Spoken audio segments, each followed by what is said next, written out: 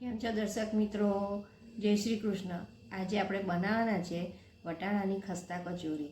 તેના માટે સૌપ્રથમ આપણે લોટ બાંધી દઈશું. તો મેં 2 કપ જેટલો મેદો લઈ લીધો છે. તેમાં હવે 1 ચમચી મીઠું નાખીશું.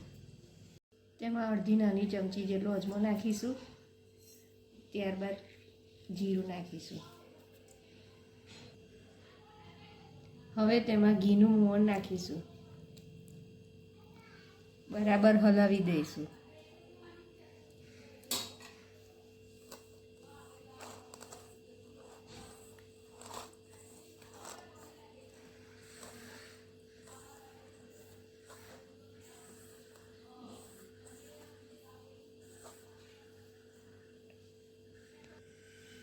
જો આ રીતનું મુઠ્ઠી પડતું મોણ નાખવાનું છે.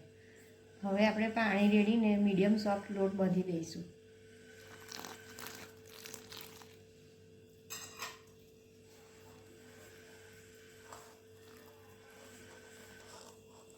જો આ રીતનો લોટ તૈયાર થઈ ગયો છે.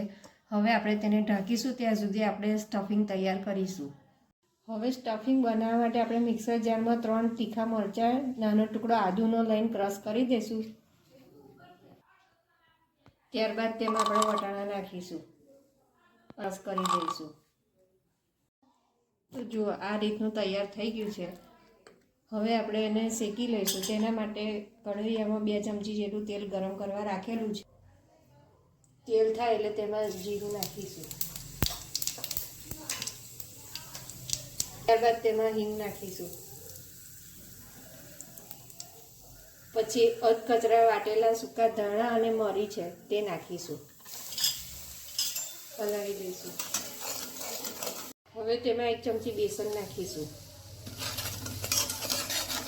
ધીમી આંચે શેકીશું તેને.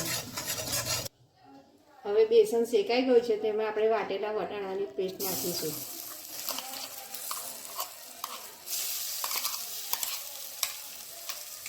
તેમાં 2 મીડિયમ સાઇઝના બાફેલા બટાકા એડ કરીશું. હવે તેમાં નાની ચમચી હળદર નાખીશું. 1 ચમચી લાલ મરચું નાખીશું. 2 ચમચી ધાણા જીરું નાખીશું. 1 ચમચી ગરમ મસાલો નાખીશું. સ્વાદ મુજબ મીઠું નાખીશું. હવે તેમાં આમચૂર પાવડર અને ચાટ મસાલો નાખીશું. બધું બરાબર હલાવી દઈશું. હવે છેલ્લે તેમાં ઉપરથી લીલું લસણ અને કોથમીર નાખીશું. મિક્સ કરીને હલાવી દઈશું. ત્યારબાદ ગેસની આંચ બંધ કરી દઈશું અને સ્ટફિંગને ઠંડુ પાડી દઈશું. સ્ટફિંગ ઠંડુ થઈ ગયું છે. તેને આવી રીતે બોલ વાળી લીધા છે. હવે આપણે જે મેદાનો લોટ બાંધ્યો હતો તેને એક લુઓ લઈ વણીશું અને તેમાં ભરી દઈશું.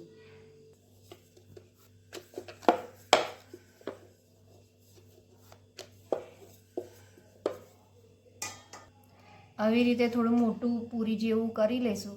તેની ઉપર થોડું તેલ નાખીશું. બધી બાજુ લગાવી દઈશું. પછી થોડો કોરો લોટ ભભરાઈશું. ત્યારબાદ તેને આવી રીતે ફોલ્ડ કરીશું. ફરી ઉપર થોડું તેલ લગાવીશું.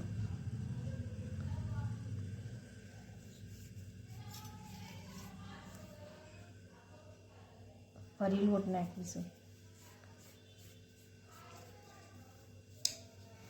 સહેજ વણી લઈશું.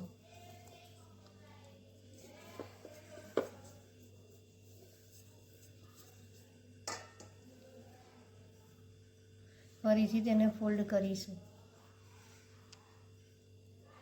આવી રીતે રોલ વાળીશું.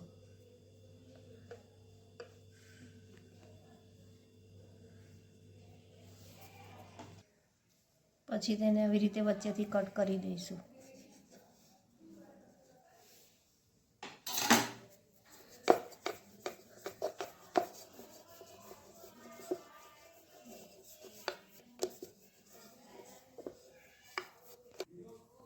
હવે આ વચ્ચે મૂકી અને તેને ભરી દઈશું.